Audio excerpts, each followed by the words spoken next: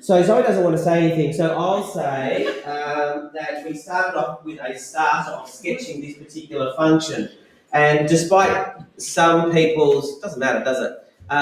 Despite some people's reluctance to do this problem because the heading says quadratic inequalities and this particular starter activity seems to not have anything to do with inequalities, in fact it does have something to do with it, and I'll get to that in a second.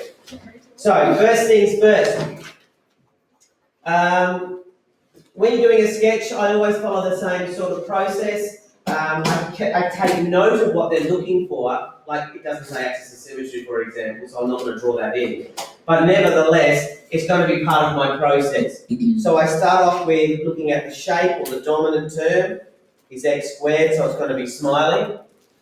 Again, all of my pieces of information should make that first bit irrelevant, really, but it's a check on the other pieces of information. If one of them's out, it means that I've made a mistake somewhere, so it all helps confirm each other. The next thing I will do there is y-intercept. Now, this is in general form, so I can just simply go y equals -8, and I like putting it off to the side there, 0, -8. There's my first coordinate. My x-intercepts, I let x equal 0. So I've got x squared plus 2x minus 8 is equal to 0. But this is a fairly simple monic factorisation. No need for diamond method or anything. So that's going to be, let me see, I need two numbers that will multiply together to give me 8 that are 2 apart. So 4 and 2, and I need to be left with positive 2. So it's going to be x plus 4, x minus 2 equals 0, and by the null factor law, x equals -4, or x equals 2. Now, the next thing is the vertex. Now, for the vertex to work, I need to work out what the axis of symmetry is, because that's my exact x coordinate. So even though it doesn't say to do the axis of symmetry, I just do it as a matter of course. So I'm just going to put axis here. And I'm going to use this method, because I had to work out what the x-intercepts are already by factorising, I might as well use that fact in order to work out the midpoint. I like drawing a little diagram, you don't have to. So I can see I've got 6 units apart, so that means 3 units along is going to be where my axis of symmetry is, so that's going to be -1 in the middle. Okay, so the axis of symmetry gives me a -1. And now I'm going to have to just scoot over here, so I didn't quite fit it in. We now need to work out the y coordinate, and I do that by substituting in. So therefore y is equal to -1 squared plus 2 times -1 minus 8, which is equal to 1 minus 2 is -1, minus 9. Is that right? Yeah. Cool. So now I've got everything I need, really. My next point will be then to draw the sketch itself. Okay? So I'll draw my axes. I'm going to zoom out, even though don't worry about slide 3, I will get to it. And then finally, some people can stop whinging about the fact that there's no inequalities on the page. I'm just giving you a hard time because I can. Yeah, that was a bit of a rough thing. Yeah. So you should use your ruler if you've got one. I haven't because A, I'm lazy, and B, it's a bit difficult on this iPad. So I've drawn my axes in. I'm just trying to get a sense of by looking at it. So I've got from -4 to 2, and I've got from, let me see now, I've got to go all the way down to -9. So that's smiley. So I might just sort of go -1, -9, isn't it? I didn't actually say what the coordinates are. That's pretty important, because this tells me what side of the axis I need to go to. Okay, so I'm going to go, just try and, like that. How's that? That's all right for me. So that's and now I'm going to label them -4, 0. There's -8. There's 2, 0. And here is -1, -9. It didn't ask me to put the axis of symmetry in, so I'll leave it at that for this one. Do we, when we're writing the x and the y intercepts, do we have to put them as a coordinate, or can we just mark the value? You can mark them, yeah. looks better from your perspective, I think. I went through I have to admit, most of the time I would use marks for it, but then when you're drawing a parabola, it kind of feels like as if you put in the mark, doesn't look quite right as a little scale tick. So I find putting in the coordinates sometimes quite, a little bit better descriptive. It doesn't really matter, as long as you're clearly showing what it is. So know that I value both, and so will the markers. Okay, so getting onto that list of questions, just one at a time. I've now got a related problem down the bottom there. And the first one is solve x squared plus 2x minus 8. Okay, can we do that? Who can do that without doing any more working out? Just 2 people in the room, 3 people in the room, 4. But Sam, you go, what is it? Perfect, we just worked it out, didn't we? We had to work it out for the x-intercepts, right? If I look at the graph, then that's the point where y equals 0, because this thing here that I'm just going up and down on, this is the y-axis, and when I move from the y-axis to the line, that gives me my corresponding x-coordinate.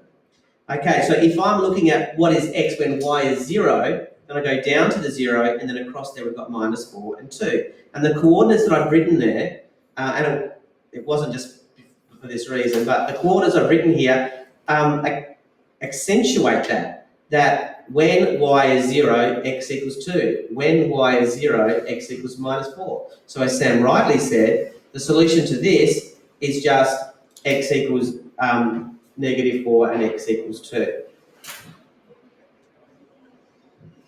Great. Any questions on that? That's obvious, I think. The next one, not so much really. How do I solve the same equation if I've got x squared plus 2x minus 8? Now, the first example there, example 1, is an example of an equation. An equation says the left-hand side is exactly the same as the right-hand side. That's what equal equations do. An inequality, however, is something where you're comparing the left-hand side to the right-hand side with something other than equality. Hence, it's an inequality. Okay? So, in the case of example 2 onwards, instead of saying left-hand side is the same as the right-hand side, I've got the left-hand side is smaller than the right-hand side in the first one. The next one down is left-hand side is bigger than the right-hand side. This one is left-hand side is smaller than 2. And this one here is left-hand side is bigger than minus 5. Okay, so these ones here are inequalities. Now, in order to solve an inequality, sometimes they're really easy and sometimes they're not. So let me just take a side trip, which I'm going to erase. And if I said solve 3x less than 9, then what it's really saying is, for what values of x will 3x be less than 9? Now, if I divide both sides by 3, just like it's an equation, I'd get x less than 3. And that would actually be true, wouldn't it? Yeah. Because if I set x, this is to do with whole numbers. If I set x equal to 2, then 3 times 2 is 6, which is less than 9. If I set x equal to 0, which is less than 3, I'd have 0 less than 9. Set x equal to negative 100, I'd have negative 300 less than 9. Anything I set to x, as long as it is less than 3, would make this one true. Yeah. So you could bracket x negative infinity? No, you don't need to. Technically, you could do that. Or you could do, which I think is more like what you're asking. Yeah. You could do that as well. But it is absolutely sufficient just to write that. That is enough. If you were asked for a domain or a range, then yes, put it into the negative infinity to 3. But if you just ask for a solve for values of x, that would be good enough. It wouldn't be wrong to do that, Remy, but it's just a step you don't need to do. Okay, is that okay so far? The problem is that if I have x squared less than 9, we run into trouble, right? Because we know that if it's an equation, we know that means x is plus or minus 3, don't we? Because positive 3 squared is 9, but so is minus 3. So there are two solutions. So x squared less than 9 actually has a more complex solution set as well. We can't just square root it. I can't just say, therefore, x is less than 3. That does not work. Okay? For example, minus 4. What's minus 4 squared? It's 16, right? Minus 4 squared is 16. Minus 4 squared is 16. Is 16 less than 9? No. So this is not a proper solution. Can you write minus 3 greater x? Yes, you smaller than can. 3? Yes, you can. In this instance, that was a really good pickup. You could do that. So Aric was just saying, can I just do this? Yeah, and the answer is yes, you can. And it works for there, but it doesn't work under every single circumstance, right? So, there are rules that you can learn to try and work this out. But I'm going to give you the surefire way of figuring this out. And the surefire way is to graph your inequation. Okay? So, again, I'll go back. If it's a simple one, go for it. Just treat it like an equation, but leave the less than sign there. Okay? The only rule is that if I have negative 3x plus 2, you've got to be a bit careful, because when you divide by a negative number, it actually changes this around. But apart from little things like that, you can do it pretty much like an operation. But as soon as it's a square or higher, I would suggest graphing it would be the best way to go. And I'll show you why. Let's look at equation 2. Equation 2 is x squared plus 2x minus 8. We know that's y, but we want y to be less than 0. On our graph, that would be any part of the blue line below the x-axis, right? So, in fact, once you've done the graph, solving number 2 is as easy as Sam did for number 1. You would say that x is between minus 4 and 2, right? Anywhere between these 2 points, if I go down here, it'll get to this a negative value of the y graph, of the y coordinate of the graph. Okay, all the way down to here, all the way down to minus 9. Okay, that will be less than 0. Does that make sense? Next one, number 3. X squared plus 2x minus 8 is greater than 0. Well, for greater than 0, it's going to be anywhere beyond here or anywhere beyond here. Okay? I might even just change this problem a little bit just to make it slightly more interesting. It's very slightly more interesting. Greater than or equal to 0. Okay? So for number 3, again, if you've got the graph, the picture tells the story. You would say x is less than or equal to negative 4, or x is greater than or equal to 2. Done. The picture tells the story. Get the picture right, you can examine the picture to give you the answer. Number 4 is different, right, on purpose. X squared plus 2x minus 6 is less than 2, but with a really simple change.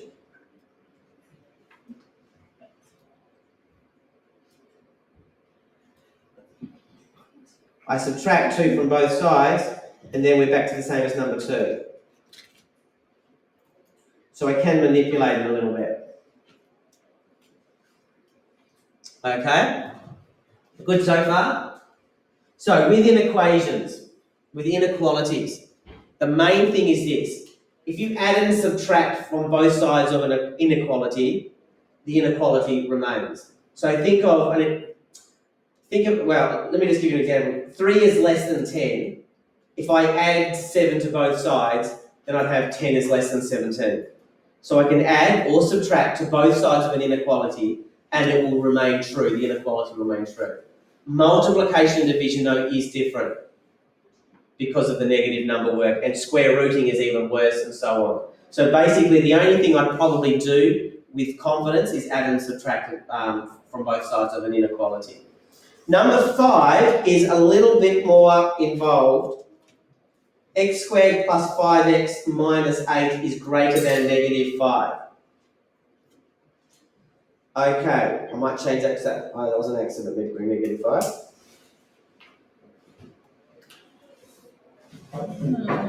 X squared plus 2x minus 8 is greater than negative 9. So where is x squared plus 2x minus 8 greater than negative 9? Everywhere above -9. Between Everywhere but the vertex. So we added that as well. Added everywhere but the vertex. That's right. So here's negative 9. So all of this is fine. All of this is going to be above negative 9. All of this is going to be above negative 9. The only place it's not good is at the vertex. So it's from -1 to between -1 and 2.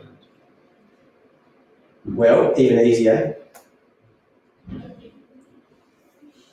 Slash through the equal sign, not equals. X not equal to negative 1. Right. If it's equal to -2. If it's equal to -2. If x is equal to -2, it'll be about there. It'll be above negative 9. Yeah. But I don't know how you feel about this, but can you see how drawing the picture can just make you see the answers pretty clearly? Yeah. This is why I suggest you do that. Okay, it's much easier than learning more sort of rigorous rules, I think. Sketch it, use the sketch. See. Will we need like all this extra 1 through to 4 stuff, or 1 through to 5? Or can we just use graphs in like tests later on?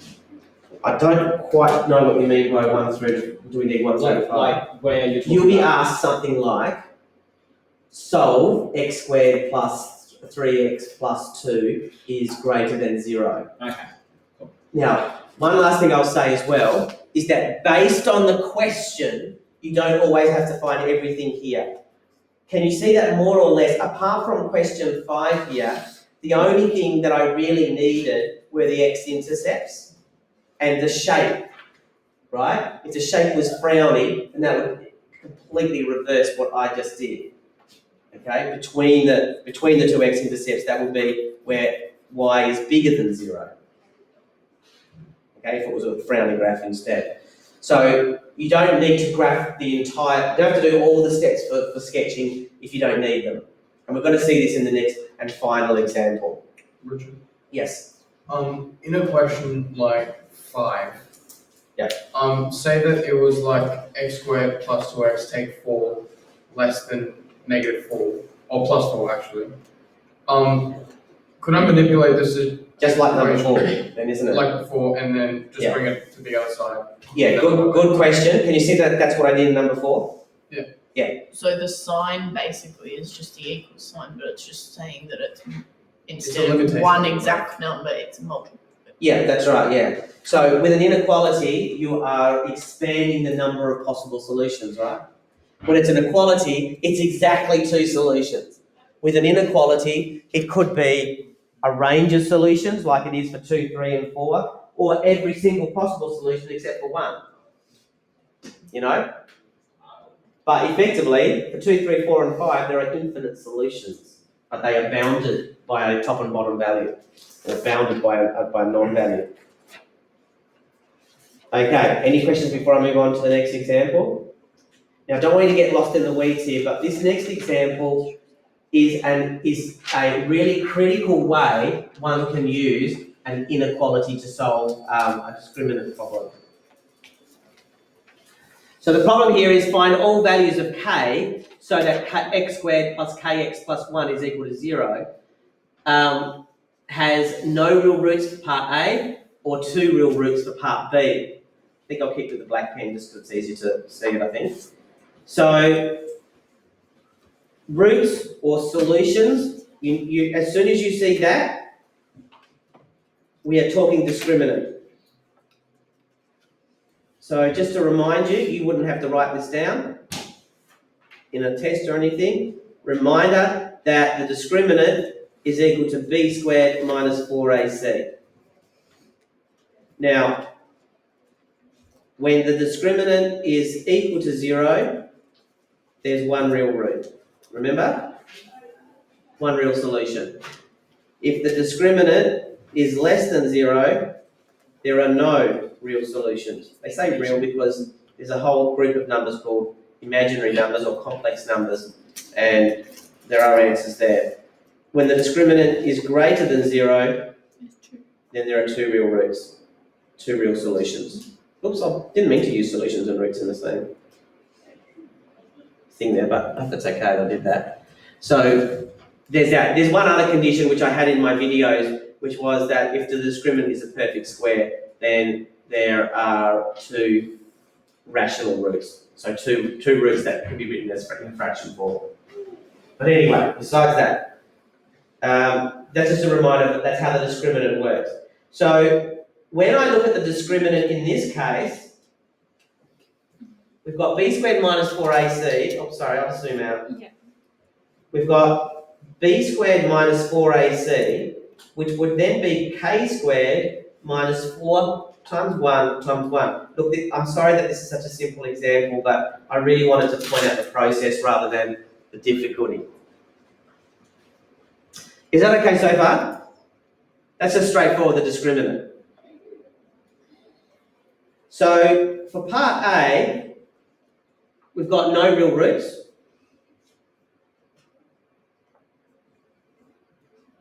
So k squared minus 4 has to be less than 0. There's the inequality. For part B, the two real roots, this is such a common question. We've got k squared minus 4, the discriminant, must be bigger than 0. So, based upon what I did a moment ago, can you see that if I draw a graph of the function, I'll be able to answer this question? But here's the trick, right? Listen very carefully because people get upset by this. You don't graph the OG function. You don't graph y equals x squared plus kx plus 1. You can't, you don't know what k is. Instead, what you'll be graphing, K plus 2k. yep, what is that though? Oh, you will, yeah, you're right. But k squared minus 4 is what delta is, right? So I'm going to graph delta versus k. Not y versus x, but delta versus k. Okay? Now I can just treat that like k squared minus 4, like a quick graph. Remember, I don't really need the y-intercept, I just need dominant term and the x-intercepts for this, because I'm only interested in k, right? So I'm going to go dominant term, k squared, so it's going to be smiling. X-intercepts, don't care about the y-intercepts, it's going to be k minus 2, k plus 2 equals 0, which gives me k equals 2, 2, 0, and k equals minus 2, minus 2, 0. Really, really quick. This is meant to be a fast process, right? I'm going slowly so you can see it, but it's meant to be a fast process. Then I'm just going to go minus 2 and 2. I'm going to draw my smiley graph. That's all I'm interested in. I know the turning point is going to be in the middle, but I don't care. I don't care what the coordinates are because what I need to find out doesn't need them. I don't care about the axis of symmetry. I know it's the y-axis, but it doesn't matter. I don't care. I just don't care about that stuff for this problem. I'm doing this for the picture. Okay? So for part A, I might actually even shrink this a little bit, just so that I can fit it in here, just so it's on the one screen for you. So for part A, for no real roots, where is k squared minus 4 less than 0? Below the x-axis, right? So who can finish that up for me? Negative 2 is less than, k is less than 2. Got it? Does that make sense? Below the y-axis, or delta, sorry, below this k-axis, that's where delta is less than 0. This is the picture of what delta looks like. Delta is above 0 here and here, and between here and here it's below 0. 0 is this axis here. Is along this axis, sorry. B, 2 real roots. Right, what would you say? How'd you write that? Greater than 2. What is? Greater than What is? x is greater. No. Sorry, k is greater than minus 2 and less than 2. Nope, that's the same as A. We're trying The opposite, sorry. Yeah, go. Pardon? Go. Less than minus 2 and greater than 2. Almost. Less than or equal to? Or. K is less than minus 2, or K is greater than 2. Okay? Either of those solutions, set of solutions would work. Thanks, Rose. Well done. That's basically it for how to solve a discriminant problem. What becomes more difficult is when this expression here, like I said, I chose one that's simple just to illustrate the process. But could you imagine if I had kx squared plus k minus 1x plus 2k? Then this would be rather complex, but you could turn it into a quadratic, and once you've turned it into a quadratic, you can then graph it.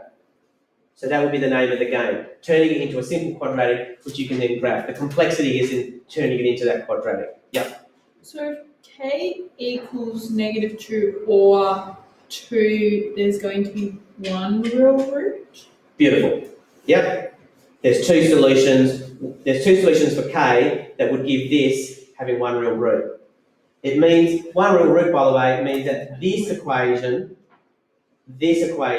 if I graphed it, the turning point's on the x-axis, so it'll either be there or it'll be there.